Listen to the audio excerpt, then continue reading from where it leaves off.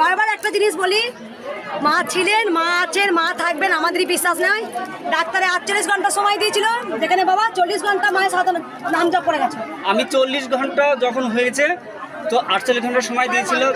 40 ঘন্টা যখন হয়ে গেছে তখন আমি আর থাকতে পারিনি, তখন আমি মায়ের নাম জপ করা শুরু করি। তারপরে এ প্রস্রাব করে, ডাক্তার বলেছিল যদি প্রস্রাব করে তাহলে পারে স্বাভাবিক হবে, আর না হলে পারে ওকে নিয়ে বড় ডাক্তার কাছে যেতে হবে, আর নাহলে আমরা গ্যারান্টি দেবো না। ঠিক আছে, আমরা কেউ ভাবতে পারিনি কি সুস্থ করে নিয়ে আমরা বাড়িতে যাবো, বাড়িতে যাবো। 3টি ডাক্তার ফেল করেছি, 3খানা ডাক্তার ফেল করে তারপরে এই আমি কৃষ্ণগড়ে একে আমি ফিরে নিয়ে যেতে পেরেছি এই মায়ের দয়ায়। এখন খুব ভালো আছে, আশীর্বাদ দিবেন যেন সারাটা জন্য ভালো হয়ে থাকে।